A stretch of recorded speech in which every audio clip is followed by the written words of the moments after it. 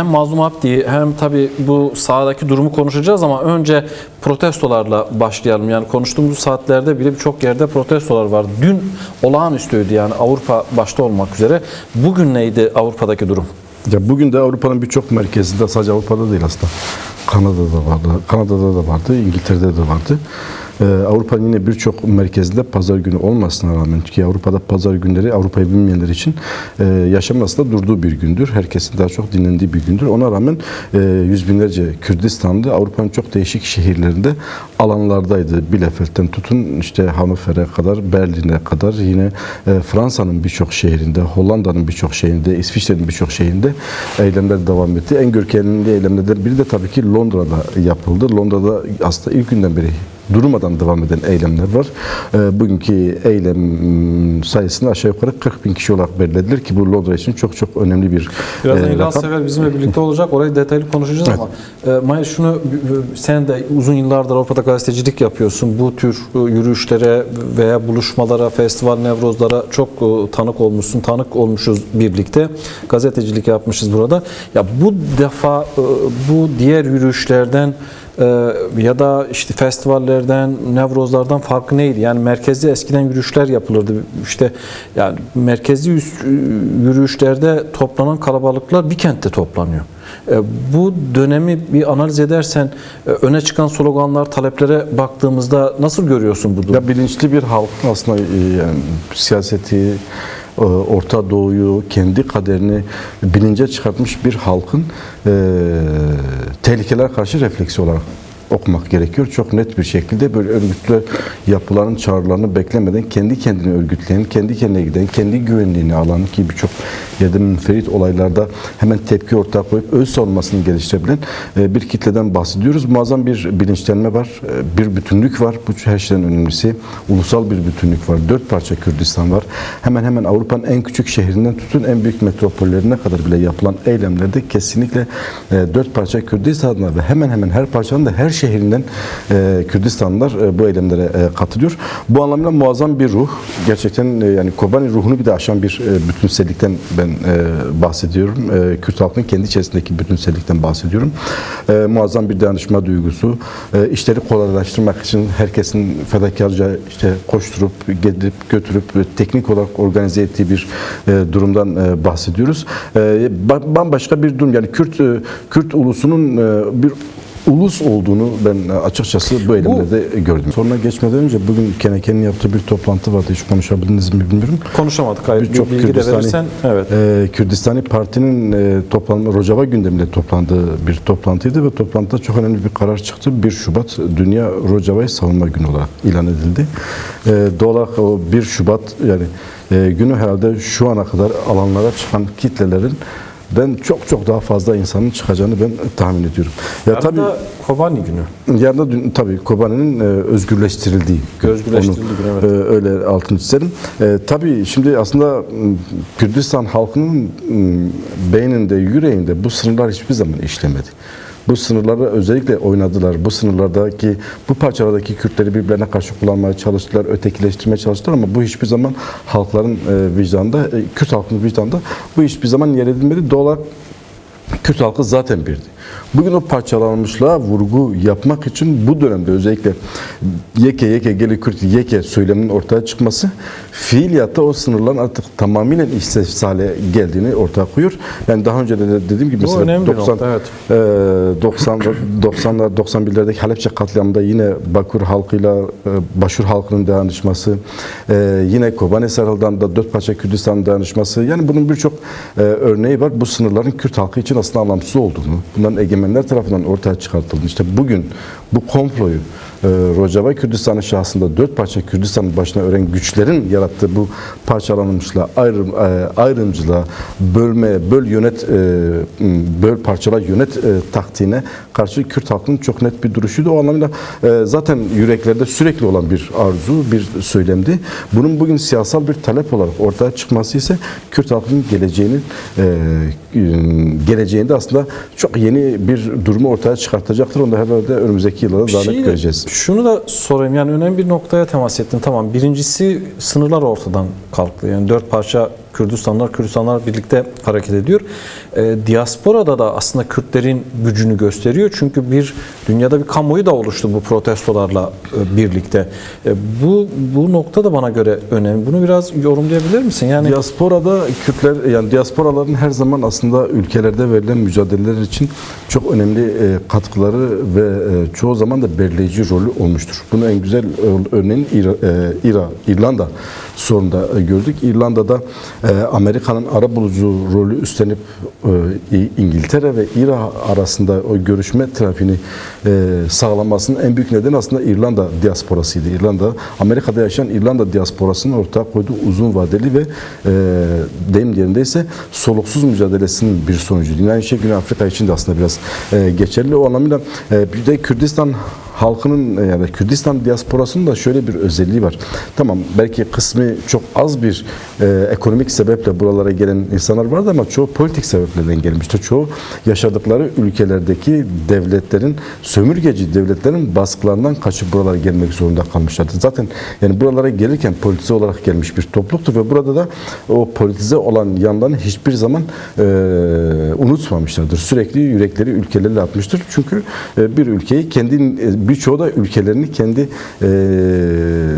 isteği üzerine terk etmemişlerdir. O anlamıyla buradaki Kürt diasporasında sürekli bağlılık devam etsin. Kesinlikle. Aslında devletler de şöyle düşünmüş değil mi? Yani gidip kaybolsunlar. Bunun yolunu açtılar işte. Serhat'ta bu son kaç yıl içerisinde çok önemli istatistikler ortaya çıktı. Kanada'da son 2 yılda binlerce Serhatlı genci 10 binlerce insanlar söz ediyor. Özellikle teşvik de ediyorlardı. Fakat işte Kürt diasporasının biraz böyle politik bir özelliği var ve çok önemli Örgütlü roller de bir çok önemli bir rol de oynadılar. Şu ana kadar 99 komplosunun başarıya ulaşmamasında çok önemli bir rol oynadı Kürt diasporası. Yine Kobani direnişi esnasında, şimdi Kobani direnişinde hatırlarsak hepimiz buralardaydık.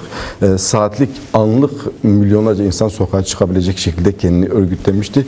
Duygularını bu şekilde açmışlardı. Gecenin saat 3'ünde bile çok önemli bir tehlike hissettiklerinde Avrupa'nın bütün başkentlerinde sokağa çıkıp hemen mobilize olabilecek bir duyarlılığa sahiplerdi. İşte aynı duyarlılığı aslında şimdi de görüyoruz. Bu duyarlılık her akşam kendini Avrupa'nın bütün şehirlerinde ve o şehirlerin merkezi yerlerinde eylemlere dönüştürüyor. Doğal olarak şu ana kadar yapılan bu eylemlerdeki en büyük özellik o duyarlılık. Zaten Kürt halkında vardı, devam ediyor o duyarlılık.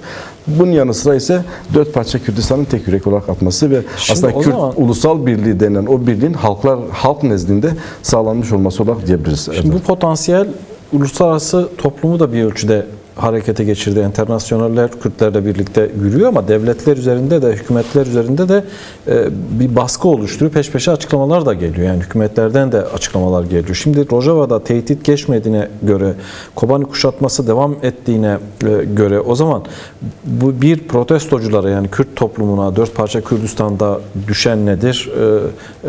Yani bu bir sigorta görevi de görüyor aynı zamanda. Sigorta o zaman görevi, ne bekliyorsun bundan sonrası için? Ne olması gerekiyor? Sigortadan ziyade aslında bu bir şeydir, bir savaş olarak düşünürsek, bir savaşa karşı ya da bir soykırıma karşı direniş olarak düşünürsek, Avrupa'da bunun önemli direniş ayaklarından, direniş mevzilerinden biridir. Bu mevzi sürekli diri tutup sürekli ayakta tutmak gerekiyor. Bu son eylemlerde de aslında öyleydi. İlk 2-3 gün hatırlarsan Avrupa kamuoyu çok da fazla duyarlı değildi. Avrupa kamuoyu işte egemenlerin çizdiği çerçevenin dışına çıkmıyordu. Çizdiği çerçeve neydi? İşte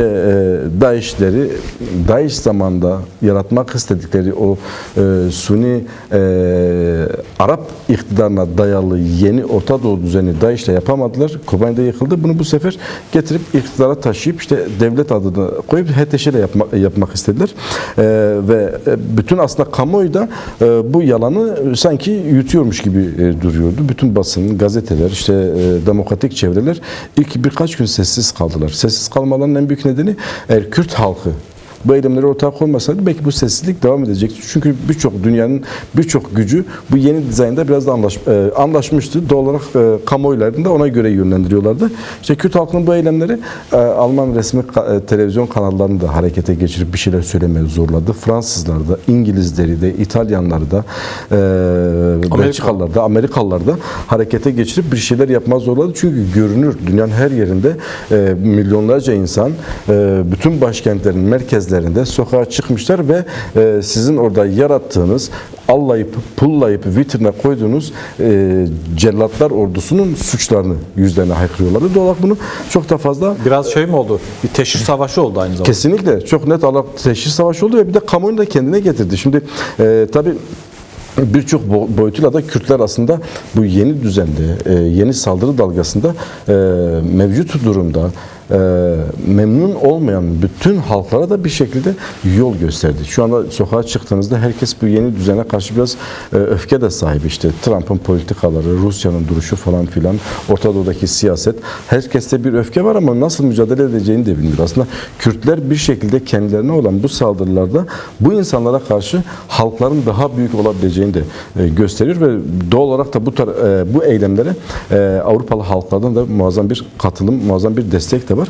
Ve birçok bölgede de belki az önceki bölümde de konuştunuz. Sadece Kürtler değil, Kürtlerin dışında orada yaşayan halklar bu eylemleri organize ediyor. Bunun en güzel örneği işte Barcelona, Portekiz, İtalya, Latin Amerika değil mi? Buralarda Kürt yok. Yani çok az belki Kürt vardır. Fakat İtalya'nın hemen her şehrinde her gün eylem haberleri geliyor. Bugün bile işte Bari'de eylem haberleri vardı. Yine dün de büyük bir eylem Roma'da yapılmıştı. Bugün yine yapıldı. Barcelona'da bugün çok görkemli bir eylem vardı. İsmini duyamadığımız çok küçük, ilk defa belki ismini duyduğumuz küçük şehirlerde eylemler yapılıyor. İşte Malaga'dan tutun Valencia'dan tutun Madrid'e kadar aynı şekilde Latin Amerika'da da var. Bu aynı zamanda işte bu küresel kötülük ya da çoklu küresel kötülüğe karşı insanların nasıl mücadele etmesi gerektiğini, mücadele cesareti ve mücadele yol ve yöntemi de gösteriyor diyebilirim. Dolaşıp tabii bu kırılgan, uyulmayan tek tarafın diye yani Şam yönetiminin uymadığı, hatta Ankara'nın uymadığı ateşkesi konuşmaya. Bu defa ne bekliyorsun? Yani ilk gündü, 15 gün uzatıldı dün denildi ama bugün işte hem Kobani'de hem başka yerlerde saldırı haberleri geldi. Siviller katlediliyor. Buradan da yola çıkarak ne öngörüyorsun? Ya bence bu karşıdaki güce çok büyük bir anlam biçiliyor. Yani sanki böyle insanmış, iki insan arasında böyle bir sorun var. O sorunu çözmek için konuşup ya da ciddi bir devletmiş. Ya da ciddi bir devletmiş gibi. Yani karşımızdakiler çete. Yani söylemlerimiz aslında çelişmememiz gerekiyor. Karşımızdakiler çete. Dünyanın dört bir tarafından toparlanmış. Bediye Özgökçe diyor ki onların arkasındaki güçlere de bakmak lazım. Dünyanın dört bir tarafından toparlanmış. Dünyanın dört bir tarafındaki toparlanan bu çeteleri, bu güçler bilinçli olarak getirip bu sahada yol temizliği yapıyorlar. Kendilerine yol temizliği yapıyor. Engel olabilecek herkesi aşıyorlar. Doğal olarak belirsiz bir süreç yok ortada.